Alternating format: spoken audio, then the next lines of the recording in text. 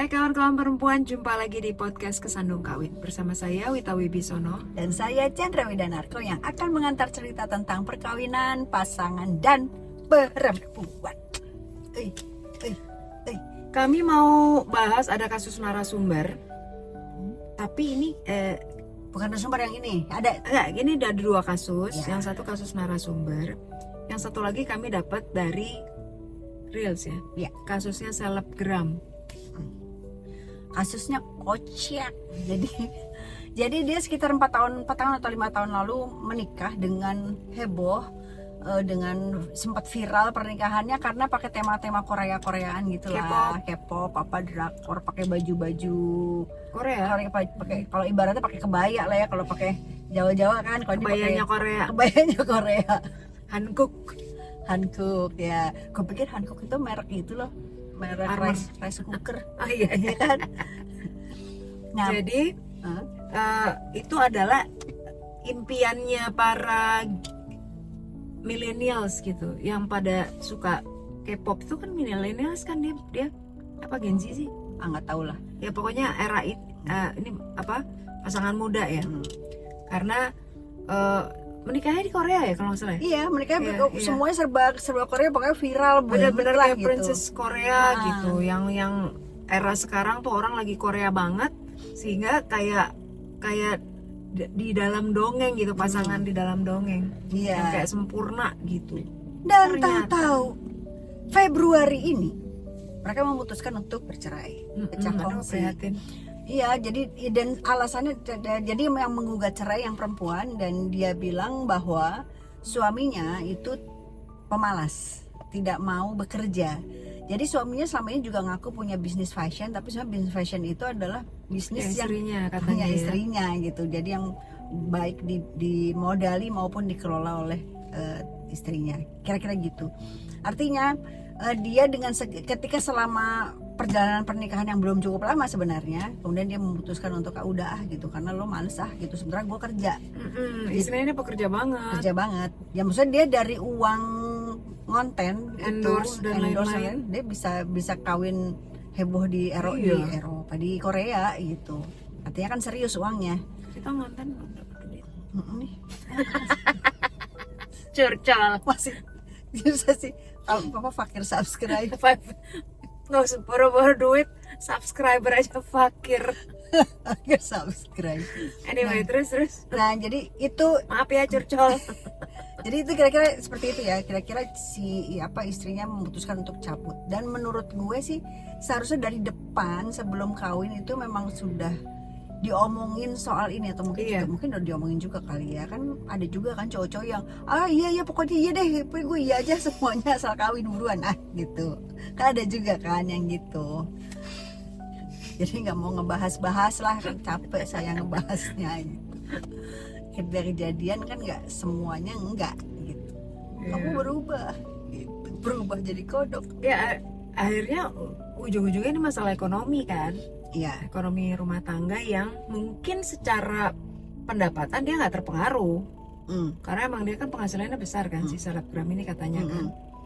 Cuma kayaknya lebih ke ini nyambung sama narasumber kita yang lain Ini gitu. ada kasus narasumber menarik jadinya. Jadi kalau narasumber yang ini adalah seorang perempuan yang emang dia pekerja, fighter lah, yang tadinya susah terus bisa jadi somebody gitu ya. Nikah sama anak orang kaya yang asetnya tuh kabarnya tuh 7 turunan nggak habis lah, ibaratnya gitu. Oh, dia tidur banget. Dan cuma bedanya si laki-laki ini sangat jadi dia ini kan beda ya, bertolak belakang kan sama yang kisah sebelumnya. Cuma yang ini tetap perempuannya juga akhirnya memutuskan untuk cerai karena dia menganggap karena suaminya kaya loh. suaminya tajir melintir dan dia sangat diratukan. Dia juga suami yang sangat baik, tidak pernah kedapatan selingkuh setelah menikah belasan tahun ya kalau nggak salah ya. Nikahnya belasan tahun. Yang mereka tuh kerjanya emang seneng-seneng aja, mau ke Eropa kapan aja bisa. Nah, kayak kita yang nabung entah belasan tahun nggak jadi-jadi. Cuma nyari tiket promo. Ya yang kayak gitu loh. Jadi nggak perlu nabung, tinggal berangkat. Nah karena si perempuan ini biasa kerja, akhirnya dia bikinlah kantor yang dia kerja, disupport sama suaminya. Rugi pun nggak apa-apa, pokoknya diinjek terus gitu. Lama-lama setelah belasan tahun dia sadar bahwa bukan ini deh kayaknya yang gue pingin gitu. Sehingga dia memutuskan untuk pisah, minta pisah. Suaminya shock karena dia biasa kemana-mana berdua, bener-bener yang dailynya tuh suaminya juga punya hobi sendiri gitu, yang istrinya ikut nganterin atau istrinya mau kemana aja pokoknya tinggal tutup mata deh gitu. Tapi akhirnya dia nggak, dia meyakini bahwa bukan ini yang gue mau dalam hidup gue. Ya suami tidak menduga, karena selama ini kan mungkin di dalam kepalanya adalah kalau menikah gue cukupkan semua, bahkan gue lebihkan, nggak mungkin lah ninggalin gue gitu. Dan ternyata itu, dan sebetulnya kan keputusan yang cukup idealis ya sebenarnya. Iya betul.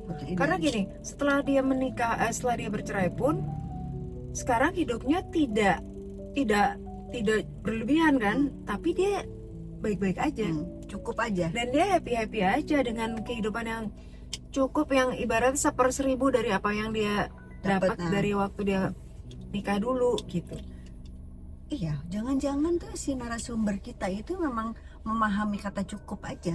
Gue cukup segini tapi gue fulfill gitu. Iya barangkali betul. Gitu juga ya. Bisa jadi kayak gitu. Sementara kan judgement dari orang-orang gitu, orang-orang ngejudge-nya kan, kamu nggak bersyukur. Iya.